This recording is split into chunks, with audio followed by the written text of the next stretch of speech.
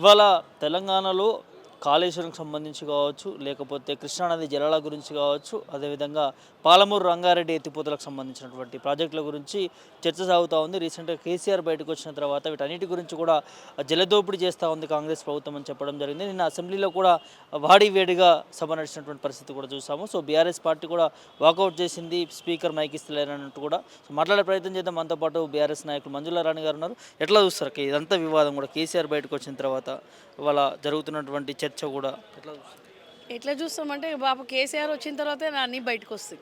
అప్పటి వరకు ఏం అన్నీ ఎక్కడ అంటే అందరు చాలా బిజీ ఉండేది.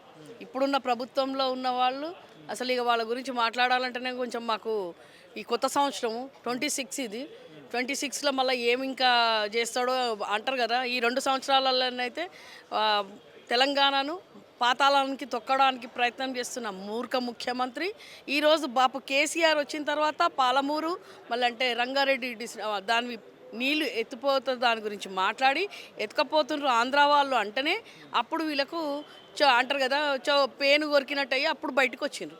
అప్పటి వరకు బాపు కేసీఆర్ వచ్చి ఆయన తోలు తీస్తా అన్నదాకా వీళ్ళకు తెలివి రాలేదు. అంటే తోలు తీస్తాడని చెప్పే భయానికి ఇవన్నీ బయటకు వచ్చి మాట్లాడుతున్నారు అన్నట్టు అనిపిస్తుంది.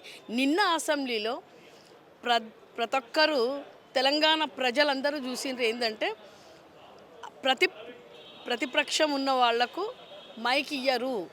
వాళ్ళ పెద్దతనం అంటే వాళ్ళ ప్రభుత్వం ఉన్నదనేది ఒక అంటారు కదా అహంకారిక పూరితంగా మైక్ ఇవ్వకుండా మన బీఆర్ఎస్ వాళ్ళను అన్న హరీష్ అన్నను ఎవరినైనా పర్లేదు వేరే వాళ్ళకి ఇచ్చిండ్రు, కానీ మనకు మాత్రం మైక్ ఇస్తలేరు. వాళ్ళు అన్న దాని మీదే మనము సమాధానం అడిగినాం అంతే. అన్న ఒక 5-6 ప్రశ్నలు అడిగిండు, దానికి సమాధానం చెప్పకుండా మైకు నొక్కేసిండ్రు. అంటే ప్రతిపక్షం అవసరం లేకుండా వీళ్ళే రాచరికం చేద్దామని అంటారు కదా. రేవంత్ రెడ్డి పాలనలో ఏంటంటే ప్రతిపక్షం కూడా మేము మాట వినము అంటారు, వాందే నడవాలన్నట్టు ఈరోజు హరీష్ అన్న అడిగిన దానికి మాట్లాడకుండా ఉన్నందుకు నిన్న బయటకు వచ్చేసిండ్రు. ప్రజాప్రతినిధులను కూడా చూడకుండా ఒక స్పీకరు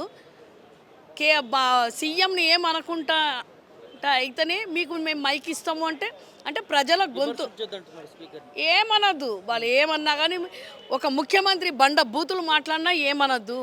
ఒక ముఖ్యమంత్రి ఈరోజు దిశా నిర్దేశనం ఎట్లుందంటే తెలంగాణకు ప్రైవేట్ క్లాసులు పెట్టుకొని కూర్చుంటారు కదా, బూతులది ఎట్లా ఉంటుంది క్లాసు.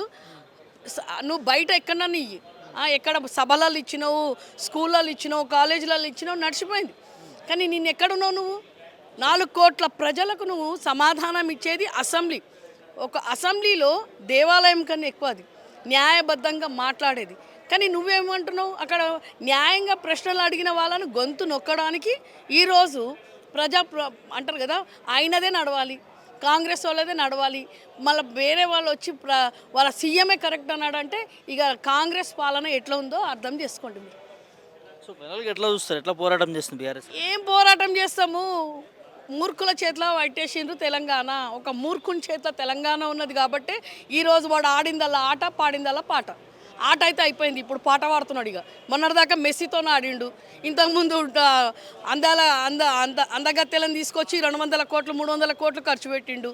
మళ్ళీ ఈరోజు మూసి అంటున్నాడు వీళ్ళకు విషం ఉన్నదని అంటున్నాడు. విషము వీళ్ళకు కాదు, నిలువెల్ల విషం ఉన్నది. తొండలు పాములు ఉన్నోనికి వీనుకున్నది విషం. తెలంగాణలో బీఆర్ఎస్ తెలంగాణ తెచ్చుకున్న ప్రజలకు లేదు విషము, నీకున్నది కాబట్టే ఎదుటోళ్ళకి అంటారు.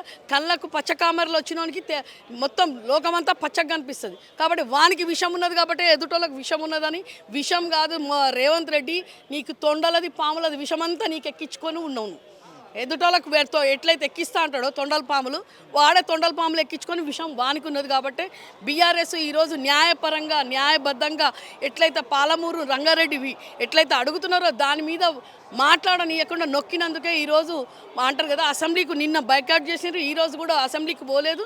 మనది విననప్పుడు మనం ఎందుకు పోవాలి? ఈరోజు కేసీఆర్ని రా అంటున్నావు. ఒక్కరోజు కేసీఆర్ వచ్చి సంతకం పెడితేనే ఈ హాలత్ ఉన్నది.